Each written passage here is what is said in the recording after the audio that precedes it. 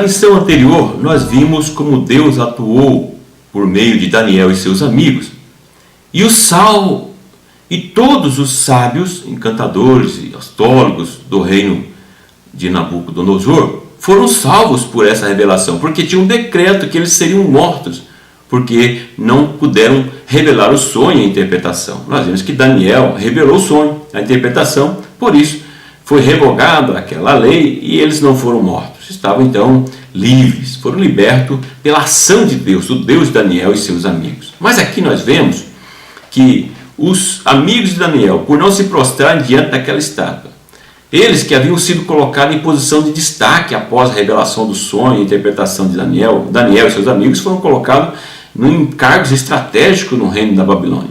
E causou isso inveja nesses seus amigos sábios, astrólogos e os demais.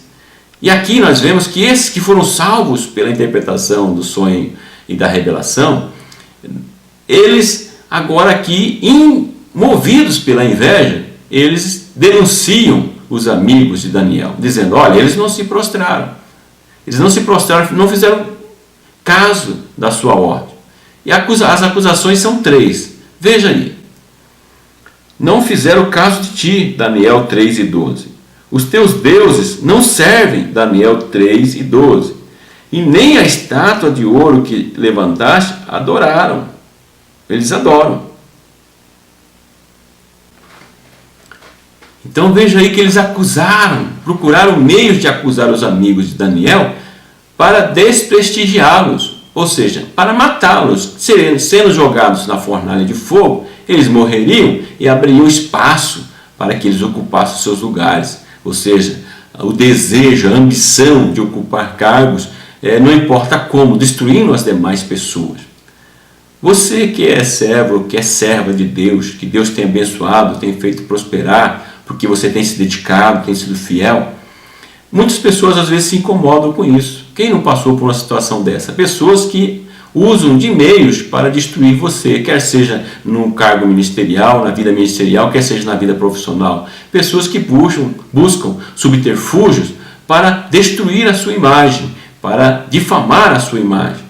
Existe uma ilustração que eu quero deixar para você aí, que circula pela internet, já circulou várias vezes, a figura da vagalume. Um vagalume passeava e de repente ele percebe que algo está seguindo. Ele olha, ele vê que é uma cobra. E para onde ele vai, a cobra vai atrás. E o vagalume vai piscando, né, a sua luz brilhando e a cobra atrás. Mas de repente ela se cansa daquilo, ela fica preocupada e fala: olha, ele para e olha para a cobra e fala assim: posso te fazer uma pergunta? Pode. O que está acontecendo? Você está me seguindo para tudo quanto é canto, você quer me comer? Quero. Daí ele disse: mas como? Eu não faço parte da sua cadeia alimentar, eu nunca fiz nada contra você, por que você quer me comer? Aí a cobra responde: é que você brilha, e o teu brilho me incomoda, é por isso que eu quero acabar com você. É dessa forma que muitas vezes acontece, pessoas que se incomodam com o seu brilho, com o brilho de Deus na sua vida, com a graça de Deus na sua vida, e quer muitas vezes destruir você, quer muitas vezes prejudicar você.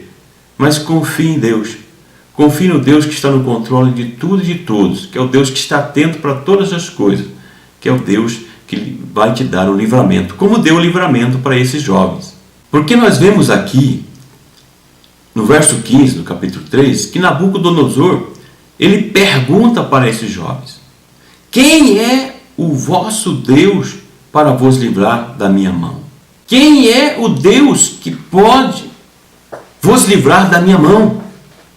Porque vocês já viram, né? Fazendo uma contextualização aqui, vocês escutaram, eu disse que quem não obedecesse a minha voz seria jogado na fornalha de fogo. E tem mais, vou mandar agora aquecer 7 vezes mais.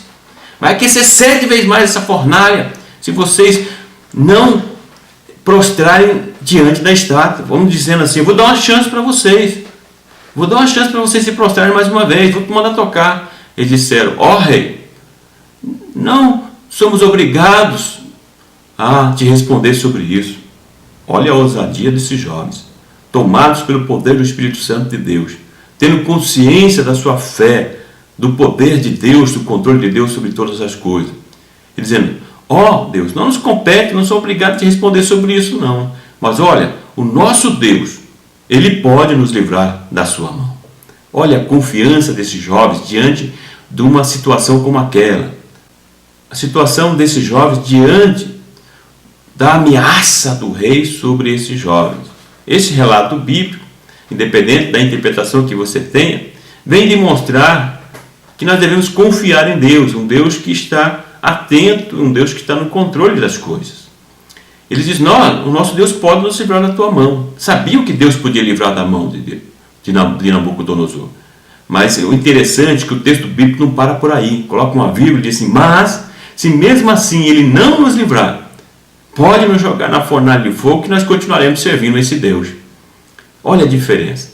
Jovens que confiavam em Deus, jovens que tinham a convicção de que Deus poderia livrá-los da fornalha, mas não exigiram, não decretaram para Deus o que Deus deveria fazer.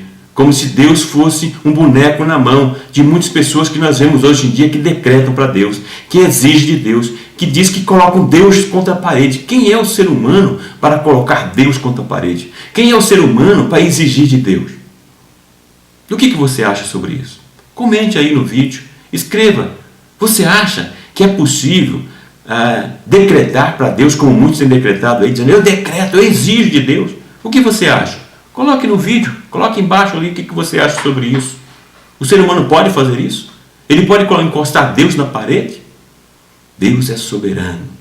Deus está no controle de todos e todos. Agora imagine Nabucodonosor ouvindo isso. Imagine como ele se sentiu, ameaçado, ofendido com aquilo. Ele manda aquecer 7 vezes mais a fornalha de fogo. Nos diz que ele pega os melhores do seu exército, os homens mais fortes, mais poderosos. Manda amarrar os jovens e manda jogar na fornalha. E o texto nos diz que esses homens mais fortes, mais poderosos do exército de Nabucodonosor, só em chegar perto para jogar os jovens, eles morreram porque não aguentaram o calor da fornalha de fogo. E os jovens são jogados na fornalha de fogo. E o texto não fala qual posição de Nabucodonosor, mas podemos supor, ou podemos interpretar, porque está implícito, porque diz que levantando-se Nabucodonosor, certo? Que estava sentado e trêmulo, certamente os joelhos batiam um no outro, porque olhava para a fornalha de fogo. E ele então pergunta, não foram 3 que nós jogamos na fornalha de fogo? Sim, ó rei, foram 3, mas eis que eu vejo 4. E o 4 parece como o filho dos deuses, e eles caminham no fogo, e eles não queimam. Filho dos deuses, diz assim porque ele era um politeísta, acreditava em vários deuses. E ele então, amedrontado, diz, Sadraque, Mesaque e Abednego, saem para fora. Diz o texto que eles saíram para fora, e diz que nem cheiro de fumaça tinha neles. A única coisa que tinha queimado era a corda que os havia amarrado. O que é do homem? O que é do homem fica, o que é do homem acaba, mas o que é de Deus permanece para todo sempre. Aí nós vemos uma alusão a Isaías 43, se passares pela água não submergirás, se passares pelo fogo não te queimarás, porque eu sou o Senhor teu Deus.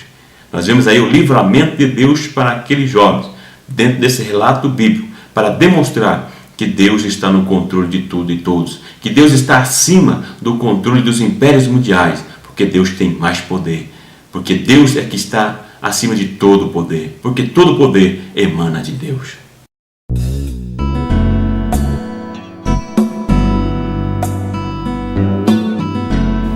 Então Deus é soberano e resta ao ser humano se submeter a Ele, se render diante dEle e servir a esse Deus e buscar fazer a vontade de Deus. E eu pergunto a você, em situações de adversidades, como você tem se comportado diante de Deus? Se revoltado contra Deus e todos? Exigindo de Deus?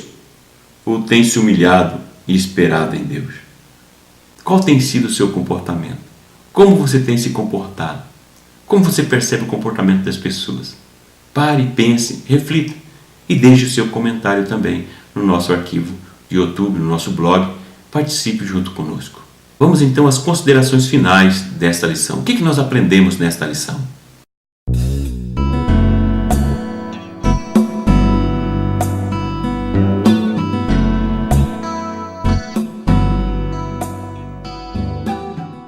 Nós vimos que os jovens eles preferiram manter a sua fidelidade a Deus, a sua crença, mesmo com a ameaça de serem jogados na fornalha de fogo.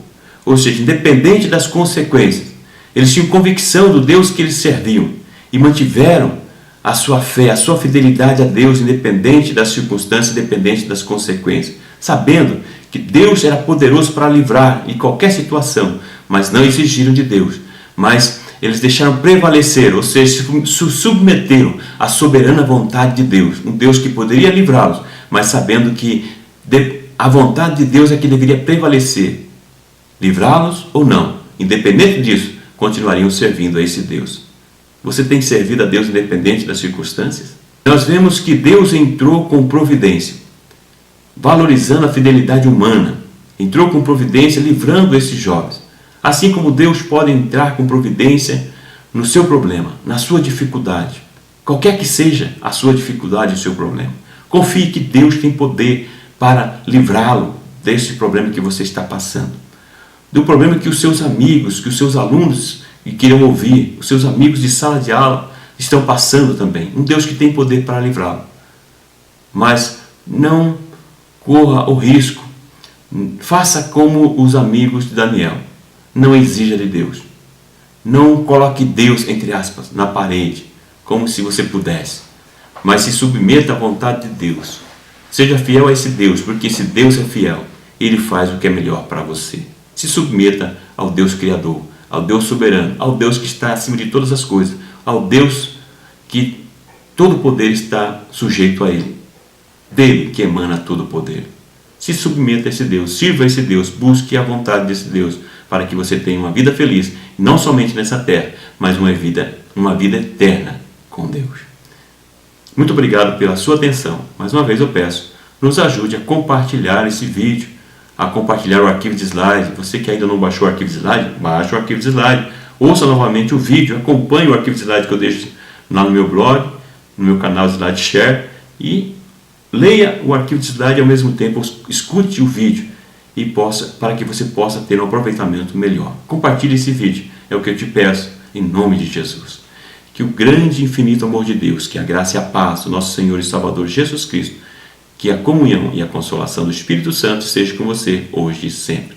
Que Deus continue abençoando. Até o próximo vídeo, até a próxima semana.